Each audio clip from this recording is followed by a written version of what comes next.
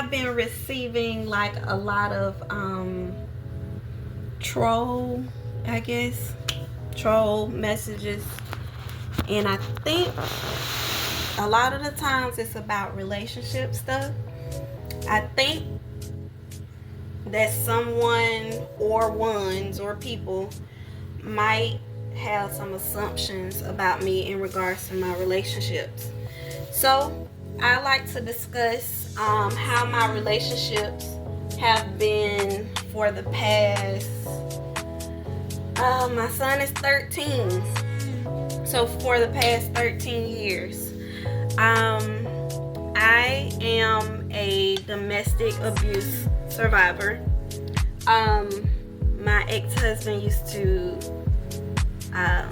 essay me, and I know a lot of people, even when I tried to express it to a lot of people at the time, it was unbelievable that that happens in marriage. But I guess in the past recent years, I'm seeing that a lot of women actually experience that in marriages. It started with me when I was around 17 years old. That's when I started to date my ex-husband. So after high school,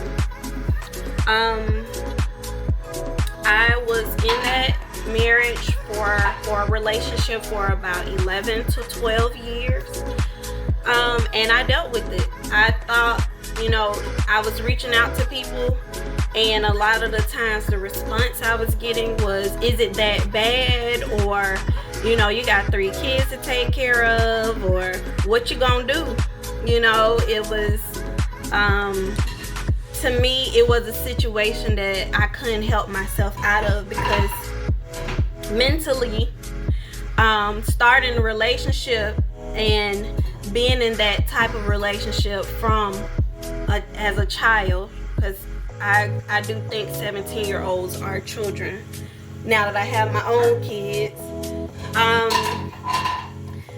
I thought it was just normal. Growing up, I experienced seeing a lot of my family members involved in domestic violence. It was something that was normal. It would be, somebody get a phone call, oh, so-and-so over there fighting, y'all come over here and get them, they over here fighting, and then the next week they be back together. I had an uncle that, or I had a aunt this one particular time that kind of knew about what was going on with me and my situation, and she had told her guy friend, and the guy friend jumped on her, and I tried to jump in it, and you can't do that and all this stuff, and he told me, well, don't nobody say nothing about the guy over there whooping on your ass. So at that point, I realized that nobody was coming to save me. This was after baby number 3. And I'm not gonna really get into my conception of my children. I love my kids dearly. They are a part of me, and I would treat them like they the gift that God gave me. After my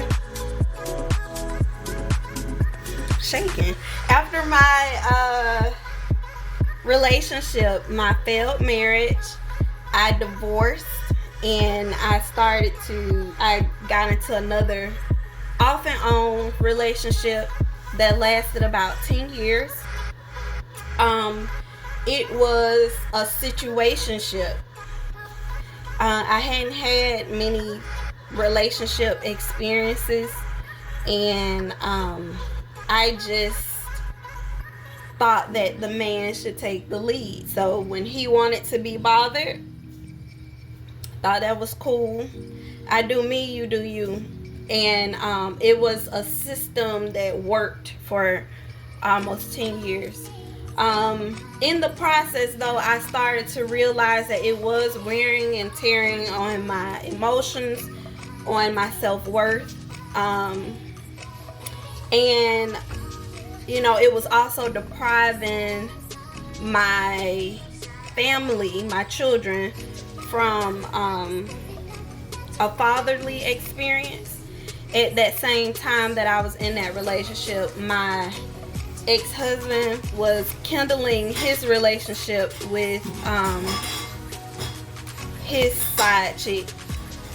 So it was this big ball of drama. It was a big ball of drama. Fast forward to about this last year, 2024, I ended the relationship. I started to recognize patterns. One thing, if you know me, I can be kind of neurodivergent. I tend to have a little bit of ADHD, OCD,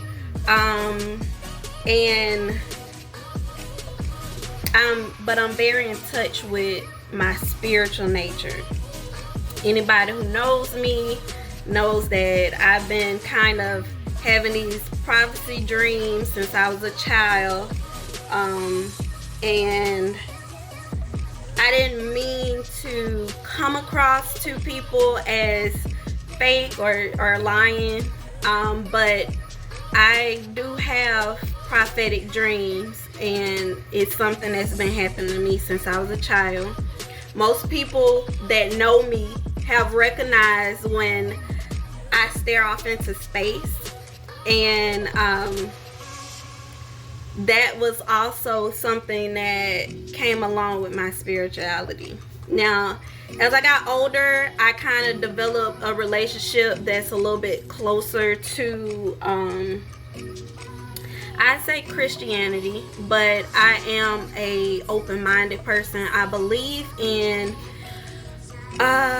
truth in all religions, truth in most religions, and I do think that, like I was explaining to somebody, that if it's making people happy, find the good in that religion and kind of adopt it or assimilate it into your lifestyle.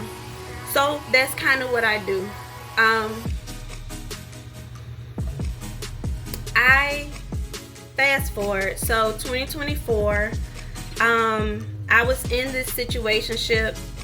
I did not recognize the signs of a man that was cheating or talking to other women, because it was hidden from me. I don't even want to blame anybody else. I just didn't recognize the signs of it. In my marriage, my ex-husband, he did cheat. But the signs were obvious. You know, we lived together. I would check his cell phone, and, you know, somebody been on call, sent pictures, or we worked in restaurants together. So the energy would change with some of my co-workers or managers. So you know, that's kind of how I knew.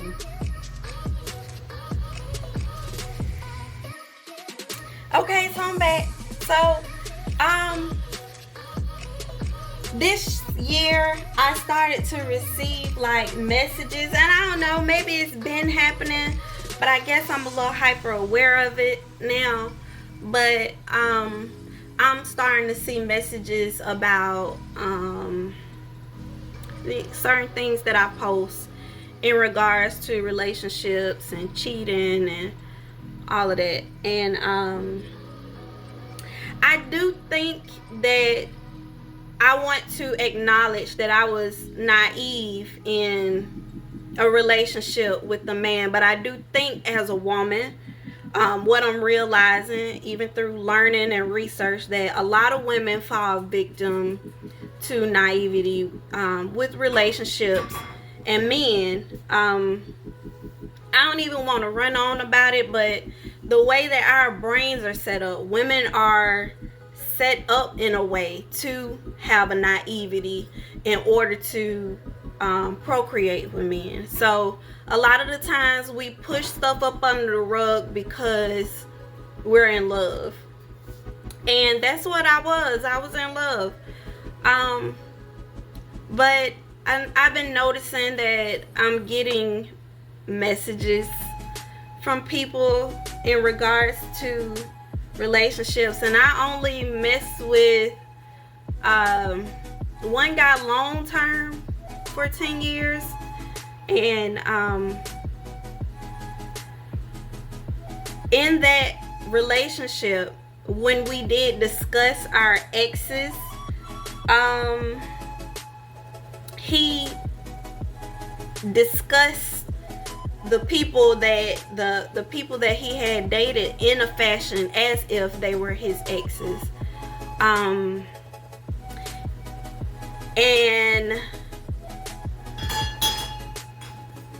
I have offered to have conversations with anybody who wanted to know the condition of our situationship.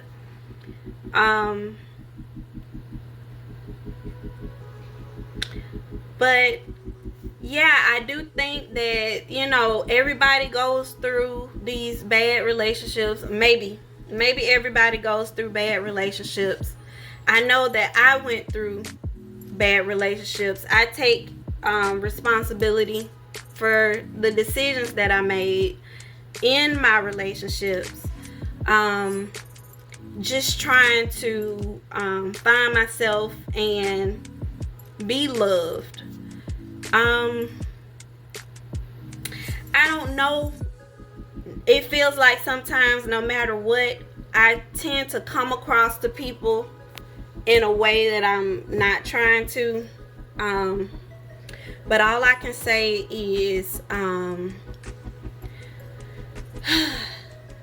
us as women,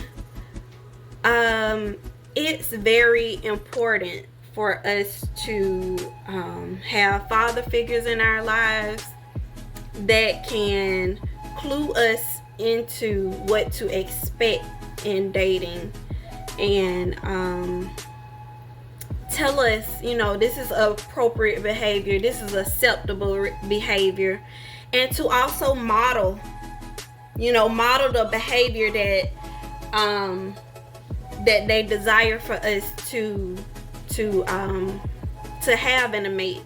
I think that's so important for men to be involved in their daughters' lives, because a lot of the times the daughters are making decisions on how they see the men in their lives treat women. So I'm saying that to say that if anybody wants to have a discussion about this topic, it would be so awesome to me. I am a very open-minded person, and I listen. I listen, I digest, and I don't respond. I don't listen to respond, I listen to understand. So I hope y'all are having an amazing day. I really thought that this was a good topic to talk about. I don't believe in, when I leave relationships, bashing. I don't believe in that, or bashing somebody. I don't believe in spreading lies. I don't believe in trying to get back or revenge. I believe that when you decide that, hey, we just not on the same frequency, we're not doing the same things, we don't want the same things, it can't grow because we're going in different directions, then that relationship, that situation, it has ended. The contract is over with. You know, you learn what you were supposed to learn from the situation, and then you grow from that situation, even if it means that y'all grow apart.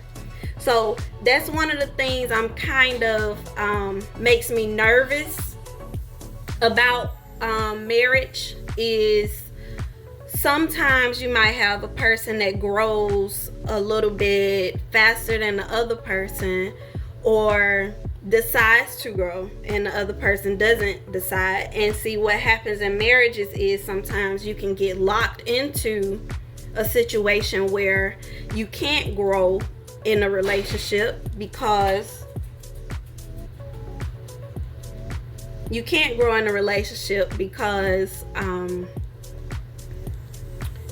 both people aren't on the same accord. So that's when you get into settling down, and kind of losing hope. And I think that is, sorry y'all, my pets. That is something that makes me afraid of marriage, because I think in one of my previous videos, I kind of can read people's energy, and I can see, that people aren't so happy in their relationships. And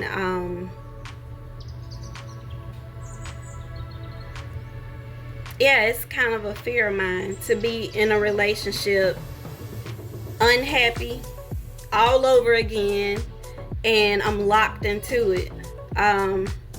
My therapist says you either a nurse or a purse when you reach a certain age. So that's something that kind of sticks in my mind, like which one am I when I'm trying to date. So anyway, I hope y'all are having an amazing day. Like I'm always feeling like there is no such thing as an enemy. There is only people that you meet that show you yourself, the shadow of yourself that you hide, the part of yourself that you might not be proud about. They might trigger your ego, but either way, those people that we consider enemies are direct reflections of who we are. It's just your shadow self. It's the part of you that you might be proud about or not. I don't know. I'm still learning. So I'm just saying all this to say, I don't think that people who have been in situationships, what they call it, side chick ships or side guy ships, whatever, who've been in those situations, I don't think they recognize the spiritual nature of it. A lot of the times in those types of relationships where you are breadcrumbed and not receiving the same amount of energy that you would like to, a lot of the times it's because you internally are emotionally unavailable. Whether you overwork yourself, you are dealing with depression, grief. A lot of the times in those relationships that you're not receiving what you need out of it, a lot of the times it's because you are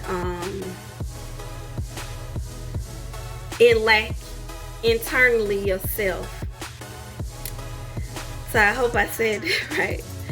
But I know that this might trigger some people, And I feel like I'm experiencing deja vu, like I've done this already, even right now. But I'm hoping that somebody gets some kind of understanding of, I guess, the spiritual nature of relationships. Sometimes we go through things to show us these parts of ourselves that that are hurting, and we wouldn't have found out no other way, like to be SA. What was the lesson in it? And I it's something that I have grieved about many times. And you know, I listen to a lot of gurus that talk about how we attract certain things, and I think I was attracting abuse. It was a vibration that was around me, and the person that I chose to be with collaborated in my reality of an abusive relationship. So I don't know if I might sound like I'm talking nonsense to some people, and I'm hoping some people can understand what I'm trying to get through. I'm trying to communicate.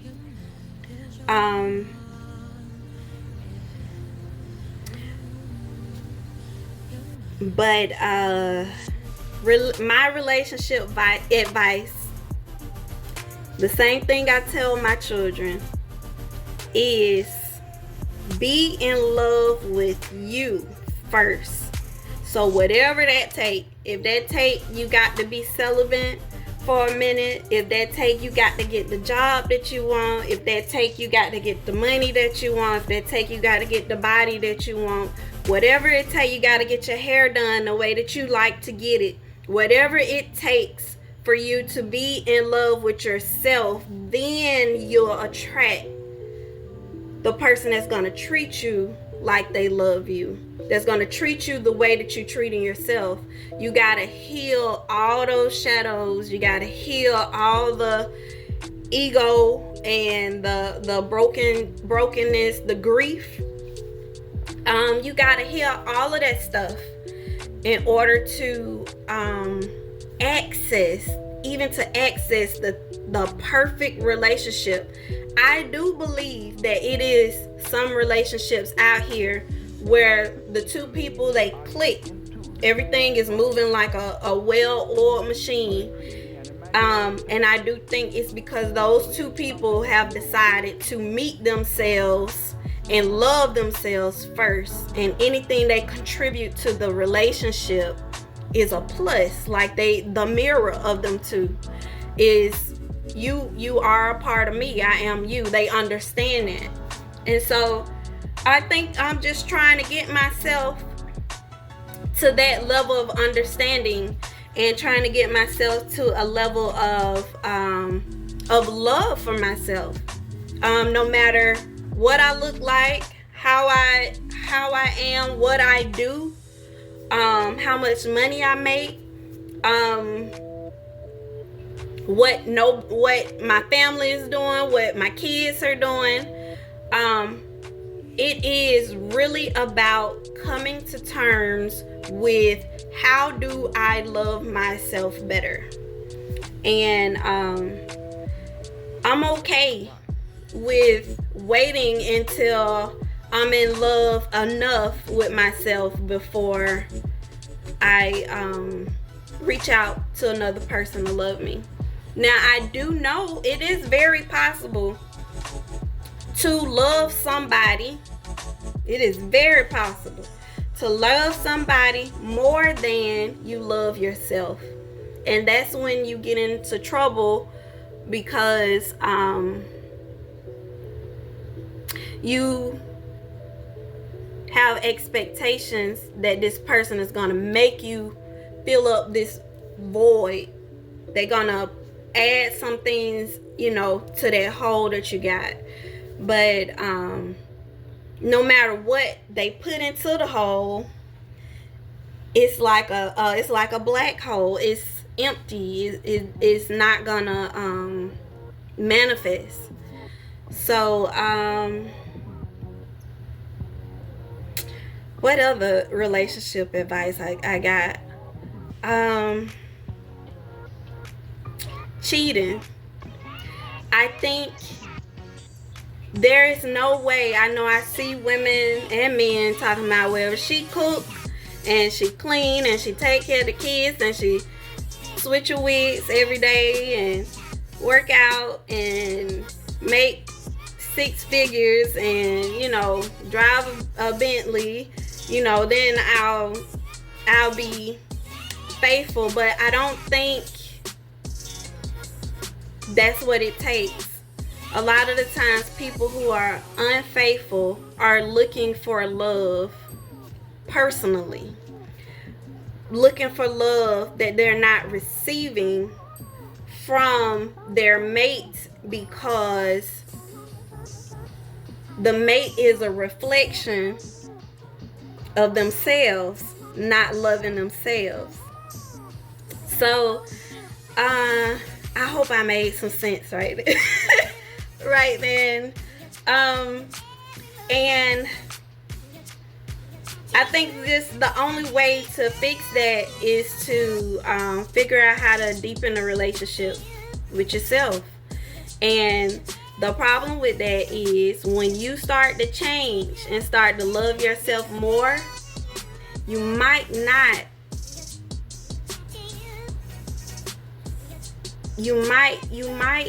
your partner might not like that, because like I said, your partner is a reflection of the old you, and when you start to grow, your partner if they not deciding to grow too and to change, they not gonna keep up with you, and you gonna be unchanged, and they still gonna be here, and then they'll become resentful and regretful because they're like, well, you changed on me.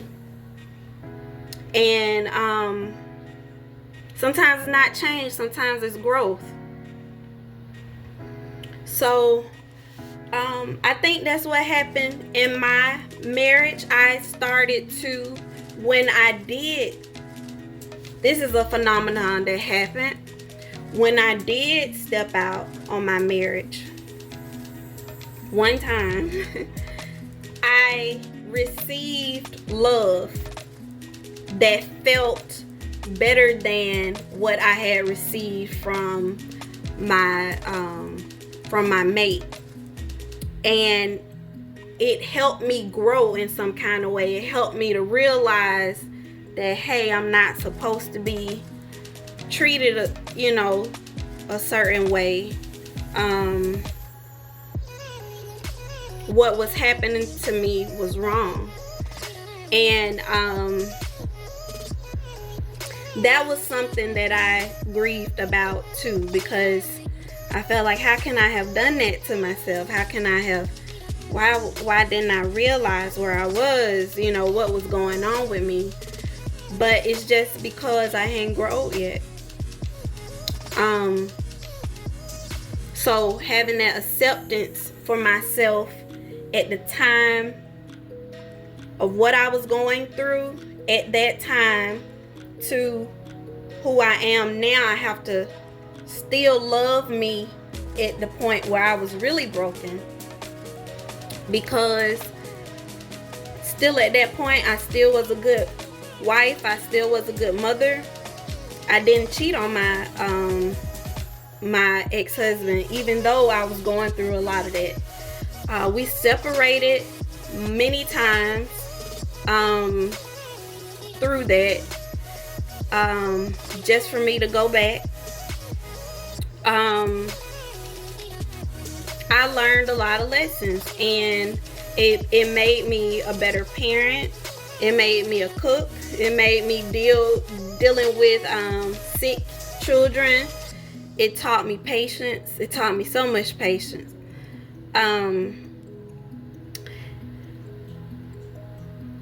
It made me strong. It gave me a inner strength that nobody can take away. But it also made me emotionally unavailable, unwilling to really trust people. It made me really afraid to trust, especially men. So I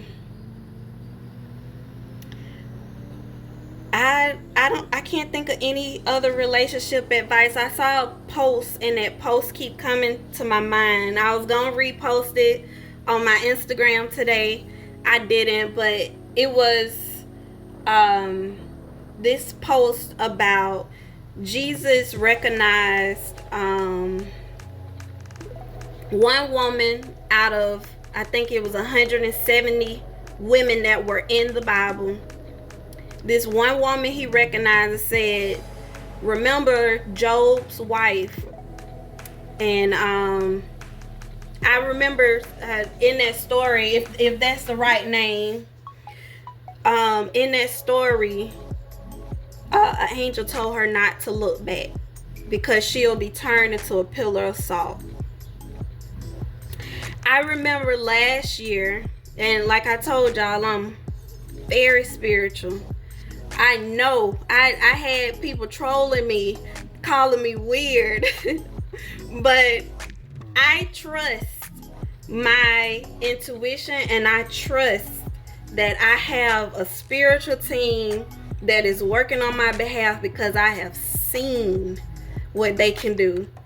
And at this particular time, I kept hearing that over and over.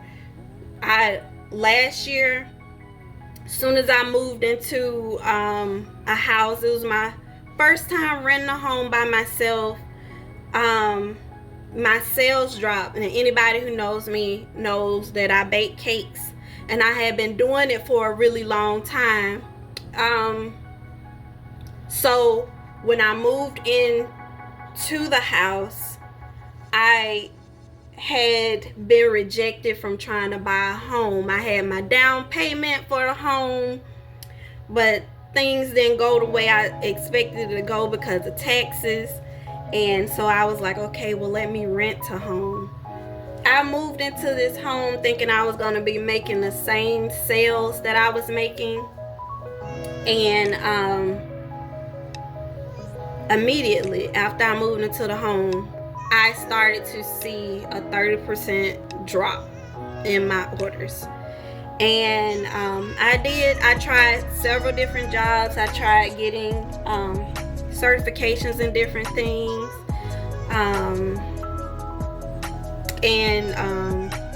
Little side gigs and things like that. But it wasn't enough. And if you know me, you know that I moved from public housing and I stayed in public housing for, and it sounds so bad, for about 10 years. But that was sufficient, and it was a blessing to me and my children for the time that I lived there, and I'm very grateful. I met a lot of good people there. A lot of the people I still feel like they're my family. My pets, I got my pets from my neighbors. Like, I have such good energy around public housing, and I wouldn't discourage it for nobody. It allowed me an opportunity to grow in the situation that I was in when I became divorced from my ex-husband. So it was a blessing. So when I noticed that my business was outgrowing my apartment, I moved, and I moved into this just a house that was close by. I didn't want to move too far because I knew a lot of my clients were from my apartments and they were close to the area. They would Uber and catch the train and the bus. It was an area that I grew up in. So I thought it was great. I thought it was amazing, and my sales dropped. I started to notice that my neighbors were a little bit apprehensive about me.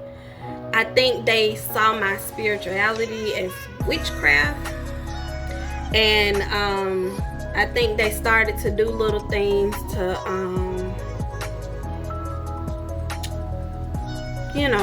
to kind of hurt me. And then on top of that, my car got taken. I lost my car. It got repossessed. I lost my house, and then I had to move into again. I don't think it was public housing. It just was some low income apartments. But my spirit had grown, and I knew what to do to get out of my situation. I knew, even though it was in a circumstance that I didn't want to be in, I knew God had put me in that circumstance to show me, this is your worth. This is who you are.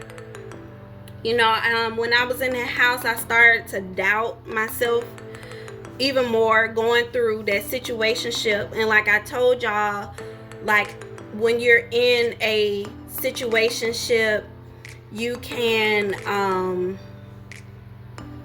start to feel a low sense of self-worth, especially women, because we won't be receiving what we give. Or maybe men experience it too, but I can speak on behalf of me. And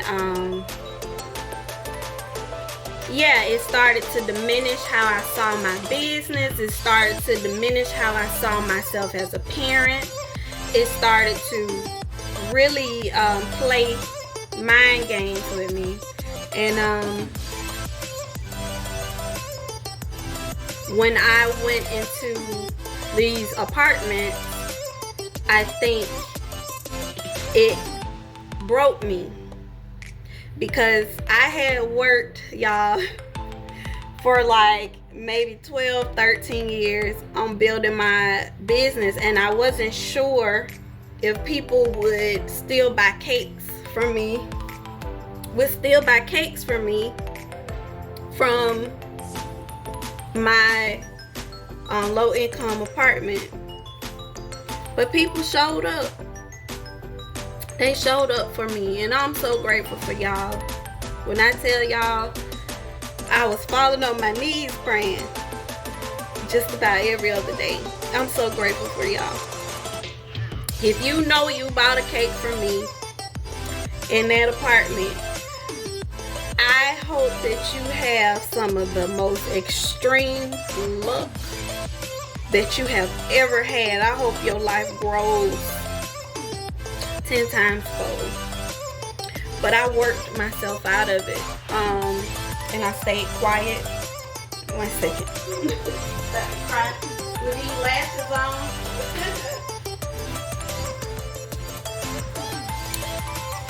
I worked myself out of it. And I prayed constantly. I, stayed quiet. Stopped making announcements. I had got very distant with my family, which is something that kind of It makes me feel away sometimes. But I think, like I said, I recognize I had grown. So I recognized that it was some growth that happened. And some people wasn't seeing me in a positive light. They were seeing me as thinking I was better than people, when actually I was grieving. I'm just growing spiritually and tapping into trying to love myself and not accepting certain relationships and situations just because of history. So I was telling my auntie that I don't know what changed. I don't really know what changed except for me. And to my family, all I can say is I'm sorry. I don't know how to explain it except for I noticed that when I try to go back to situations that put me in a lower sense of self-worth, certain things get taken away from me. And that has been a pattern that I recognize because I have ADHD and OCD. So I have recognized that it's something spiritual that's going on, and I'm listening to my intuition when not only family but friends, potential mates. I'm listening to all of that when I experience a feeling or something doesn't go correctly. And that's been something that I talk to God a lot about. So but yeah, I worked. I don't have no side guy. Even when I was in my situationship, contrary to what people think, he wasn't giving me money. He wasn't in here making and baking cakes. He wasn't twisting chocolate. It was me. It was all me. I was staying up for days. And that was something that God showed me in that apartment. God told me, do you not see how far you come? Do you not see who did the work? Why you can't love yourself for the things that you accomplish? Why do you keep putting yourself down and trying to fit into a narrative of other people? And that's been a lesson that I've learned in my relationship. So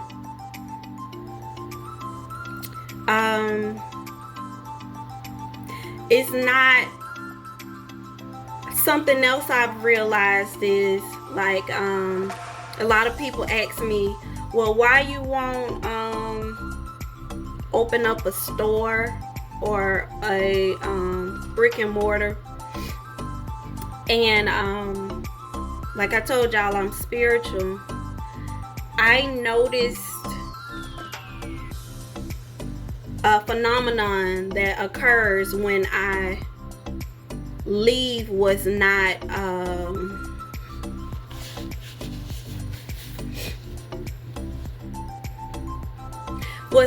spiritually approved for me. So I know it's weird, but I'm waiting on the Lord, in other words, or I'm I'm allowing, I'm in the state of allowing certain things to work on my behalf so that I can have the things that I want. And I believe that I believe I'm gonna have it. So if y'all watching this video, I'm gonna have it. I'm gonna have that. But I do believe that it is lessons that I have to learn and things I have to go through in order to get the things that I want. So I am very happy and confident about that. So don't worry.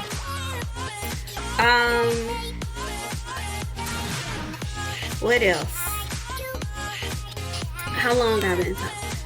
Okay, this is a 40-minute video. So I'm gonna post this on YouTube under my my Loving Me page. But yeah, this narrative been going on where I've been hearing that people need to hear my story.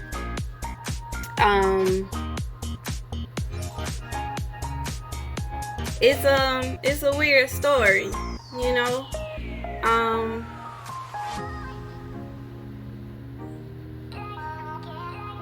It's a pretty sad story sometimes. I guess it depends on how you look at it. But when it comes to relationships, look at me, ADHD.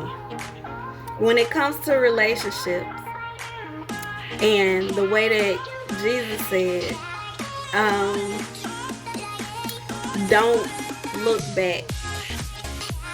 Or the angel told Job's wife, don't look back, or you'll be turned into a pillar of salt. And she looked back. That's the kind of the way that I treat situations that I know I have grown from. It's nothing else to learn. I won't look back. My goal is to continue to grow. I don't want to be turned into a pillar of salt. I know what that feels like to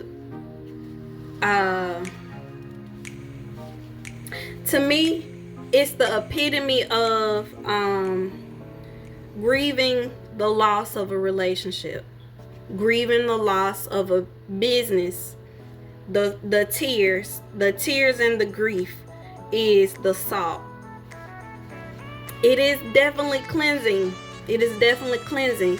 But after you cleanse, after you cry, what do you do when the tears stop? Cry through it. Cry through it. Keep going forward, but cry through it. Then eventually they stop because you be still. You look around and say, hey, I ain't even back there no more. I'm so different. Everything around me looks different. So, I hope this is motivation. God, I hope this is motivation and not a situation or a discussion where people still kind of see me as, you think you better than somebody. Because believe me, it took me a minute to get to I want to love myself. It took me a minute to get there, and acceptance for myself. So that's not my goal. That has never been my goal. That's not the person that I am. And to anybody who is going through a situation where they have turned around and looked back, and they grieving and they crying and they stuck in a situation they can't grow from, I am praying for your freedom. I am praying for your freedom. You're not alone If you want to call and talk to me, my number is everywhere, y'all. We can have a conversation. I am a true believer that all things work together for good. And that has never been something that I have ever changed, because that is my belief.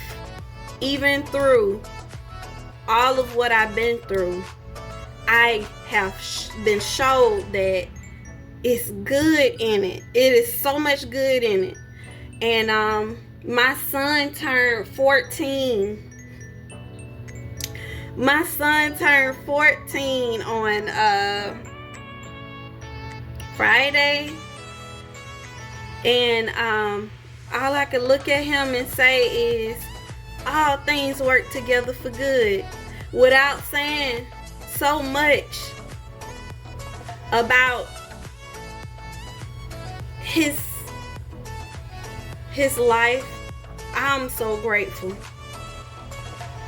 that I went through everything that I have went through. So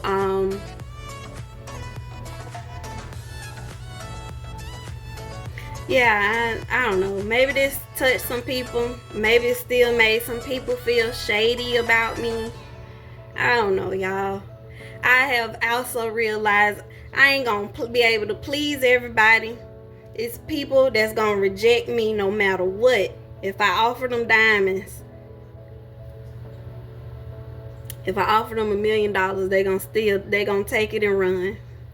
So I guess I'm just saying, I just got on here to kind of discuss relationships and why I've changed, I guess, in a lot of people's eyes. I'm different,